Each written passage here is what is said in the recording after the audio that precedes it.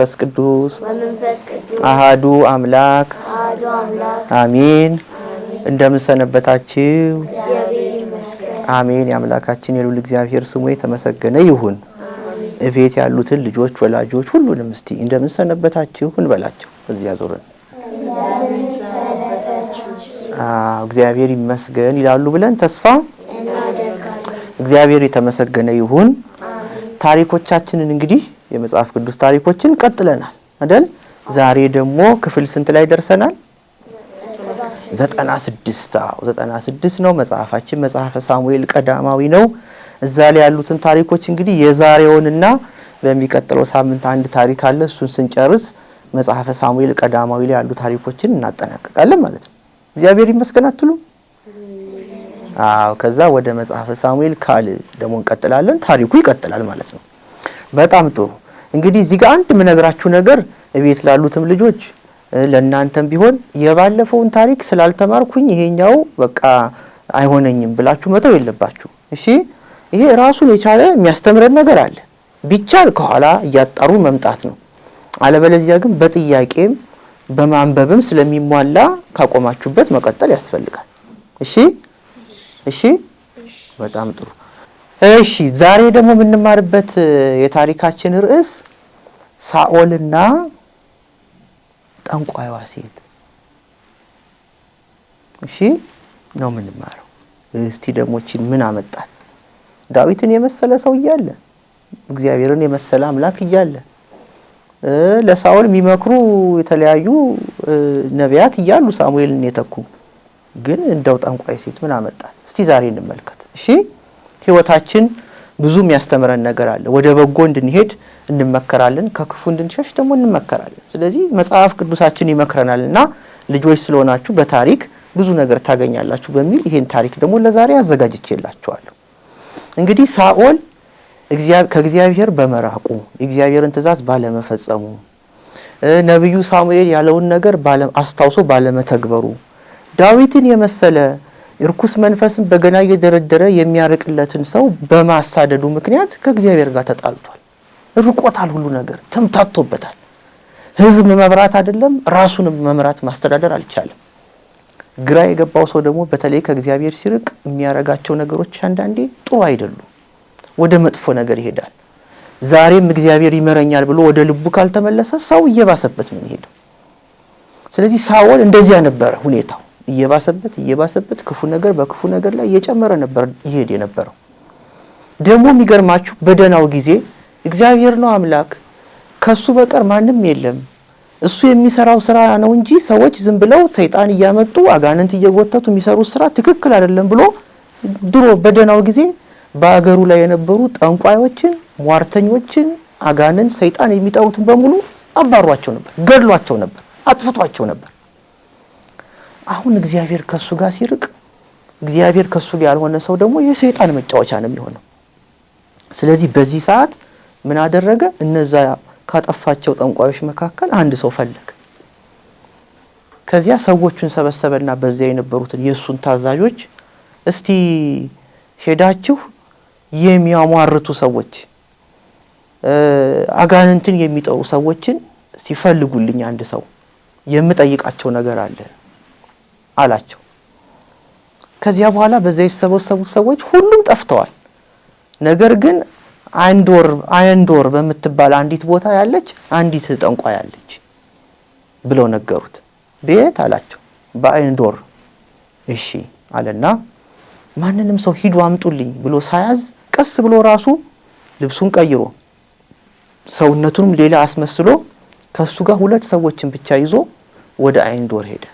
ያቺ ሟርተኛና ጠንቋይ ናት የተባለችውን ሰው ለማግኘት ማለት ነው። ሟርት ማለት ምን መሰላችሁ?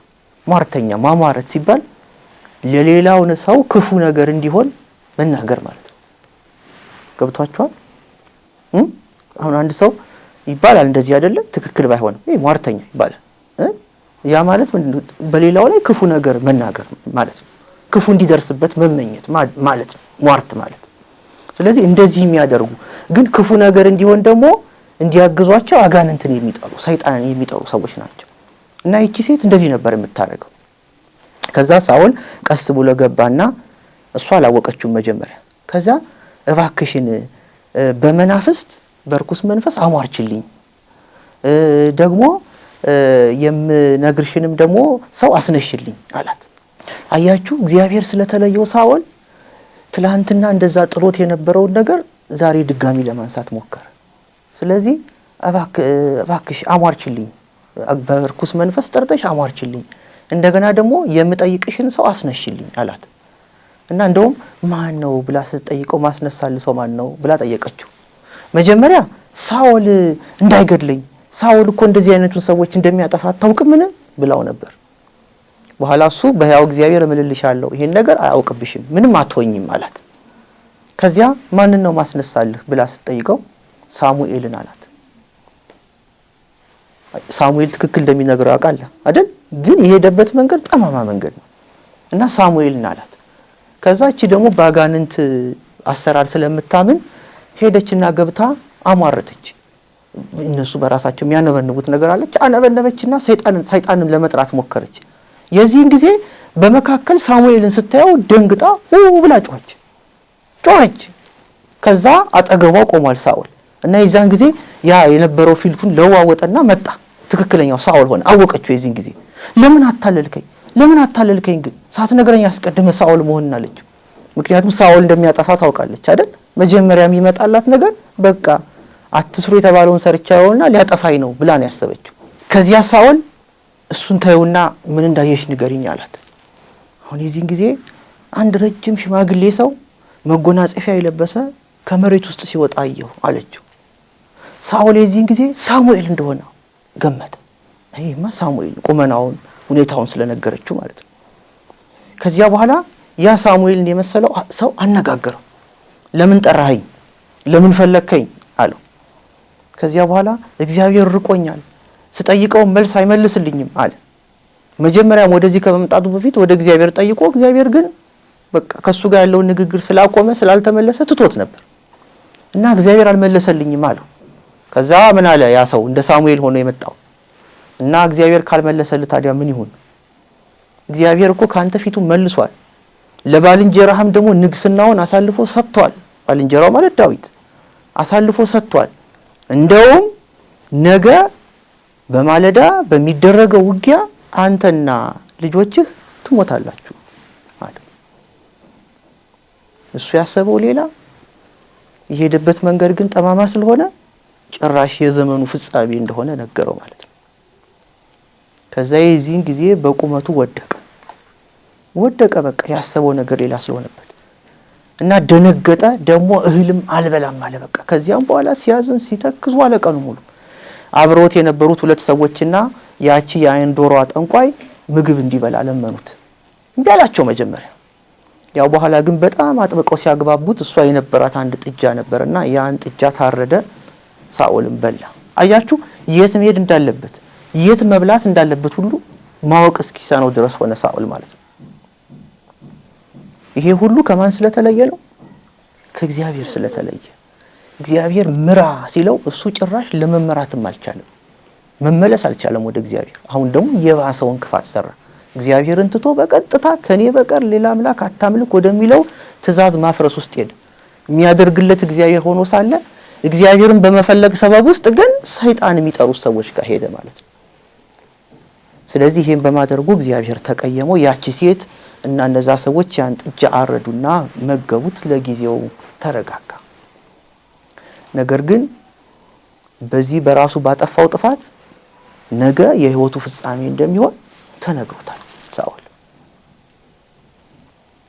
ስለዚህ ይሄን አስቦ እያዘነ ወደ መጣበት ተመለሰ ማለት ነው። አጭር ናት የዛሬዋ ታሪክ አይደል? አዎ። ግን ውስጧ ብዙ ደግሞ ትምህርት አላት። እቤትም ያሉትን ልጆች አደራምላቸው እናንተ እንኳን የትም አትሄዱም፣ ከዚህ ታሪክ ምን ትማራላችሁ የሚለውን ሳንናገር ዝም ብላችሁ በራሳችሁ ገምታችሁ እንዳትሄዱ። ምክንያቱም በውስጡ አንዳንድ ጥያቄዎች የሚፈጥሩ ነገሮች አሉት እዚህ ታሪክ ውስጥ አይደለ? አዎ። እንዴት ያቺ ሴት የሚያስብል ነገር አለ። ስለዚህ እሱን መናገረው መጨረሻ ላይ ነው። ቀድማችሁ ደግሞ እናንተ ገብቷችሁ ከተናገራችሁ ደግሞ ወሰየው።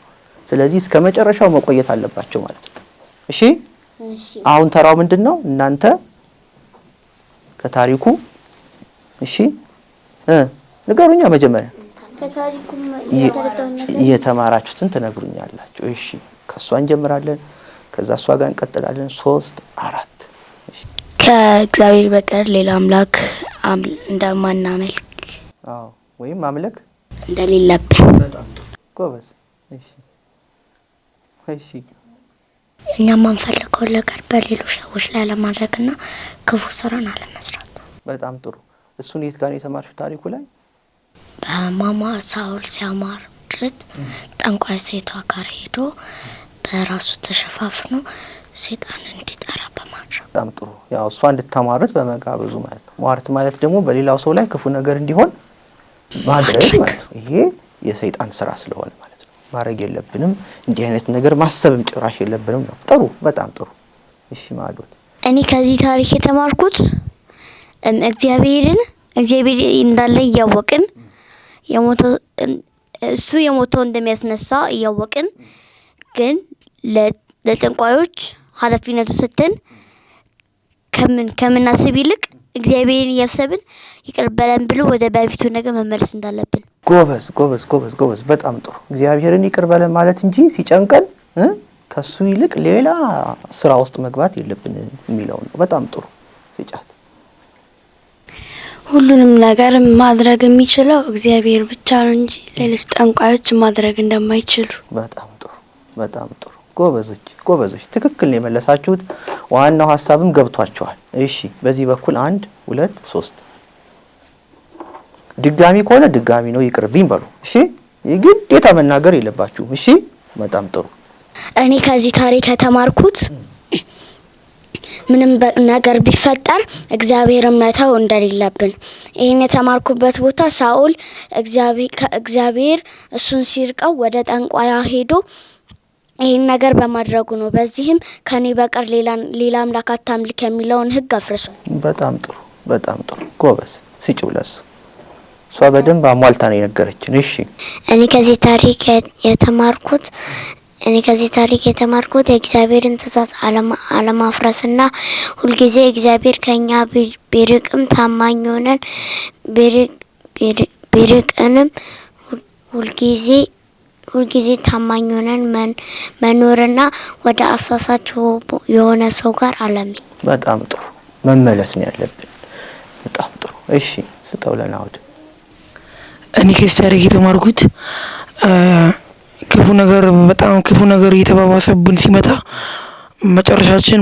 መጨረሻችን አሰቃቂ ሞት እንደሆነ። ይህም ሳኦል ከመጀመሪያ ጀምሮ ዳዊትን ከማሳደድ ጀምሮ እየጨመረበት ሲመጣ መጨረሻ ሞት ስለሆነ። በጣም ጥሩ። ስለዚህ እየባሰብን እንዳንሄድ ነው ዋናው። በጣም ጥሩ፣ በጣም ጥሩ ጎበዞች። እሺ ጥሩ ነገር ነግራችሁኛል። እኔ ደግሞ ከዛሬው ታሪክ ሳኦልና ጠንቋይዋ ሴት ከሚለው ታሪክ ውስጥ እንድትማሩ የፈለኳቸውን 3 ነገሮች ደግሞ ዋና ነገሮች እነግራችኋለሁ። እሺ የመጀመሪያው የእግዚአብሔር ወዳጅ መሆናችሁን ትታችሁ የሰይጣን ወዳጅ እንዳትሆኑ መጠንቀቅ አለባችሁ። እግዚአብሔር በተለያየ ምክንያት ሰዎችን ይወዳል። የሚወድበት መንገዱ ብዙ ነው። ደግሞ ስናጠፋ ይቀጣናል። ሲቀጣን እግዚአብሔር ራቀን ብለን የባሰ ስህተት ውስጥ ከገባን መጨረሻችን አያምርም። እንደ ሳኦል መፍትሄ ፈልጎ ሄደ፣ ግን የባሰ ችግር ነው የገጠመው። ምክንያቱም የሄደው ወደ እግዚአብሔር ሳይሆን ወደ ሰይጣን፣ የሰይጣንን ስራ ወደሚያመልኩ ሰዎች ነው። ስለዚህ እንደዚህ እንዳትሆኑ ምንም ችግር ቢገጥማችሁ ወደ እግዚአብሔር መጮህ፣ ወደ እግዚአብሔር መመለስ፣ ንስሐ መግባት እንዳለባችሁ ማወቅ አለባችሁ። ግልጽ ነው። አንደኛው የምትማሩት ይሄ ነው። ሁለተኛ ደግሞ አጋንንት ወይም የሰይጣን ሰራዊት በጣም ጥበበኛ የሆኑ ስህተቶችን ወይም ደግሞ ሰው የሚያሳስቱ መንገዶች አሏቸው እና ያን ቢያደርጉ ልትደነቁ አይገባችሁም። አሁን ታሪኩ እስኪነገር ቆዩ ብያችሁ ነበር አይደለ? አሁን እቺ ሴት ቅዱሳንን የምታስነሳ እንግዲህ ሳሙኤል ቅዱስ ሰው ነው አይደል? ሰይጣን ጠርታ ሳሙኤልን የምታስነሳ ሰው እንዳልሆነች አባቶቻችን ይነግሩናል። እንደዛ ስታሟርት በዚያ ቦታ ላይ የመጡት ሳሙኤልን መስለው አጋንንት ናቸው። ነገር ግን አፋቸውን ከፍተው ሐሳባቸውን ቀይረው ግን እንዲናገሩ ደግሞ ማድረግ የሚችል ማን አለ? እግዚአብሔር። ስለዚህ የተናገረው ንግግር ትክክል ነው፣ ግን የመጣው ሳሙኤል ሳይሆን አጋንንት ናቸው። ገብታችኋል? ግልጽ ነው። ስለዚህ ሳሙኤልን መስለው ጌታችንን ብሏል የተመረጡትን እስኪያስቱ ድረስ ምልክት ያደርጋሉ ብሏል። የተመረጡ አሁን በእኛ ጊዜ ገዳም ገብተው ከእግዚአብሔር ውጪ ሌላ ሰው የሉም ብለን የምንላቸው ሰዎችን እንኳን ለማሳት ሰይጣን የተለያየ ዘዴ ይጠቀማል። እኛ ሁሌ ከእግዚአብሔር ጋር ስንሆን እሱን ስንሰማ ብቻ ነው መዳን የምንችለው እንጂ በጉልበት አይቻልም። ገብቷችኋል? ስለዚህ ሳኦልን የሚያሳስቱት ምኖች ነበሩ ማለት ነው? አጋንንት ወይም ደግሞ የሰይጣን ሰራዊት፣ ሰይጣን ነበር ያሳሳተው ማለት ነው እንጂ ሳሙኤል አንድ ጊዜ አርፏል። አስሬ ጠንቋዩ ሰይጣኑ ሲጠራው የሚነሳ ቅዱስ አይደለም። እሱ በእግዚአብሔር ፈቃድ ብቻ የሚሆን ነው። ነገር ግን ያቺ ሴት አጋንንት ሲመጡ ግን ካንደበታቸው እንዲወጣ ለሳኦል እንዲነገረው የተደረገው ነገር ግን እውነት ነው። ለምን ትጠራዋለህ ሳሙኤልን? እንደገና ደግሞ ያንተ ፍጻሜ መቼ ይሆናል? በቃ ነገ ይሆናል፣ ከእግዚአብሔር ተለይተሃልና የሚለው ነገር ግን እውነት ነው። ስለዚህ ይሄን ለይታችሁ እንድታዩ ነው። እሺ እሺ፣ እንጂ ለካ ጠንቋይ ደግሞ መጥራት ይችላል እንደፈለገ ብላችሁ እንዳትሳሳቱ ማለት ነው። ግልጽ ነው። የተሳሳተው ማን ነው? ሳኦል ነው የተሳሳተው። እኛ በመጽሐፍ ታሪኩ የተቀመጠልን እንደዚህ እንዳንሳሳት ነው ማለት ነው። ስለዚህ የተመረጡትን ልዩ ልዩ ምልክት ቢያደርጉ ምልክት ሁሉ ትክክል ነው ብላችሁ ተከትላችሁ እንዳትጠፉ። ግልጽ ነው። አዎ፣ ምልክት ብቻውን ማስተማመኛ አይሆንም። በጣም ጥሩ። ሁለተኛው ነጥብ ይሄ ነው። ሶስተኛው የመጨረሻው በተአምር፣ በጥንቆላ፣ በአስማት፣ በሟርት ደግሞ እንዳታምኑ ነው። እነዚህ የማይጠቅሙ ነገሮች ናቸው። ማመን መተማመን በማን ብቻ ነው? በእግዚአብሔር ብቻ ነው። ከሁለተኛው ጋር ተያያዥ ነው፣ ግን እቺን ጠበቅ አድርጋችሁ እንድታስቡ ነው። ምን ቢቸግራችሁ ወደ እግዚአብሔር መመለስ ነው ያለባችሁ። ይሄን ነው ከዚህ ታሪክ ዛሬ በአግባቡ የምንማረው። የሳኦል መጨረሻ ግን የማያምር ይሆናል። የማያምረው ግን እንዴት ነው የሚለውን ነገር የእግዚአብሔር ቃል ስለማይቀር ከሱ ደግሞ ታሪክ ሰው ከሞቱ መማር ስለሚቻል በሚቀጥለው ጊዜ ደግሞ የመጽሐፈ ሳሙኤልን የመጨረሻ ክፍል የሆነውን ታሪክ እንማራለን ማለት ነው። እሺ፣ ግልጽ ነው። በጣም ጥሩ ጥያቄ ነው። እሺ፣ ግን በድሮ ጊዜ እኮ ጠንቋዮች ሰዎችን ያስነሳሉ ምናምን ነበር እኮ። አሁን ግን እናንተ ያላችሁት በእግዚአብሔር ፍቃድ ነው የሚሆነው። ግን በድሮ ዘመን ያስነሱ ነበር ጠንቋዮቹ። ለምሳሌ ምን አይነት ነገር አስነሱ? እስቲ የሞተ ሰው ማንን ሲያስነሱ አየህ? አይ አሁን ለምሳሌ ቲቪ ላይ ሳይ እንደዛ ነው የሚያደርጉ። አዎ፣ እሺ፣ ችግሩ አያችሁ ጎበዝ፣ አያችሁ በቴሌቪዥን የምናየው ነገር ሁሉ እውነት ነው ብለን ካሰብን እንሳሳታለን። እሺ፣ እውነት የሆነ ነገርም ያስተላልፋል፣ ግን በዛው ልክ ደግሞ ውሸት የሆነ ነገርም ያስተላልፋል። ለምሳሌ እናንተ የምታዩዋቸው ፊልሞች አሉ አይደል? ይሄ በቃ ሱፐር ሂሮስ ቢባሉ አይደል? እንትና ማን እንትና ውመን እያላችሁ የምታዩዋቸው በሰማይ የሚበሩ ግድግዳ ላይ የሚንጠላጠሉ አይደል? የፈለጉትም ያደርጉ የማይሸነፉ እሳት ውስጥ ገብተው በሆነ ነገር ተደፍጥጠው ብድግ የሚሉ ሰዎች አሉ አይደል? ይሄን ፊልም የሰራውን ሰውዬ ግን በአካል አግኝታችሁ ድፍጥጥ ብታረጉት ተደፍጥጦ ነው የሚቀር። ያኛው ቴክኒክ ነው። የምታዩት ነገር ሁሉ ትክክል ነው ብላችሁ ማመን የለባችሁም። እሺ፣ አንዱ የቴሌቪዥን የሚዲያ የፊልም አንዱ ችግር ይሄ ነው። እውነት አስመስሎ ያሳያል፣ ግን እውነት አይደለም። እሺ፣ እውነት አይደለም። እነሱ እንደኛ ሰዎች ናቸው፣ የሚኖሩ ናቸው። ይበላሉ፣ ይጠጣሉ፣ ይታመማሉ፣ ይተኛሉ፣ ይነሳሉ፣ ይሞታሉ። እሺ፣ እና እንደዛ የሚያደርጉ አይደሉም። በታሪክም ሰማን ብላችሁ ብታስቡ ሰይጣን አውቆ የሰይጣን አምላክ የሆኑ ሰዎች ምን ያደርጋሉ መሰለህ? አውቆ የሞቱ ይመስላሉ። ከዛ ደግሞ በሰው ፊት ሄዱና ይነሳሉ። ይሄ ማጭበርበር ማታለል ነው። እውነተኛ የሞቱትን ማስነሳት የሚችል ግን ማን ነው? እግዚአብሔር፣ ወይም እግዚአብሔር የፈቀደላቸው የእግዚአብሔር ሰዎች። እነ ኤልሳ ሙት እንዳስነሱ፣ ቅዱሳን ሐዋርያት የጌታችን ደቀ መዛሙርት ሙታን እንዳስነሱ ብዙ አባቶች አሉ ቅዱሳን። ግን የሚያስነሱት በማን ስም ነው? በእግዚአብሔር ስም ነው እንጂ አጋንንት ይሄን የማድረግ ስልጣን አልተሰጣቸውም። ግን የተመረጡትን ያሳስታሉ አላልኳችሁ? አንዱ የሚያሳስቱት ምልክት ተአምር በማሳየት ነው። የውሸት ተአምር፣ አስማት ምናምን ታውቃላችሁ። አስማት ወይኔ እንዴት አድርጎ ለሁለት ተሰነጠቀ ትላላችሁ። የሆነ ቀል ደግሞ የአስማት እንደዚህ የተሰራው የሚል ነገር ደግሞ አታዩ። ሲዋሻችሁ እኮ ነው። እንደዚህ አድርጎ እዚህ ስር ደብቆ እዚህ ጋር እንደዚህ አድርጎ አያችሁ። በጊዜው እውነት መስሎን ነበር፣ ሲጋለጥ ግን ውሸት ሆነ። በእግዚአብሔር የሆነ ግን ሁልጊዜ ምንድነው እውነት ነው። ስለዚህ መለየት አለባችሁ።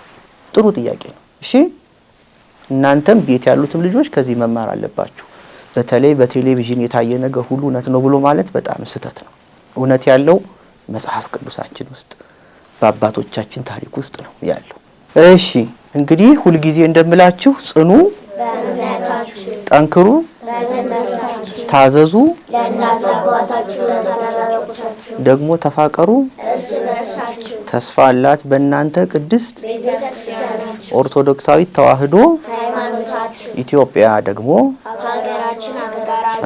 ሀገራችሁ። ቤት ያሉትን ልጆች ወላጆች ሰላም ሁኑ፣ ሰላም ያገናኘን በሏቸው። እስከ ሳምንት ሰላም ሁኑ፣ ሰላም ያገናኘን። አሜን። ሰላም ያገናኘን፣ በቸር ያቆየን። በሚቀጥለው ሳምንት ደግሞ እንገናኛለን። እሺ በጣም ጥሩ።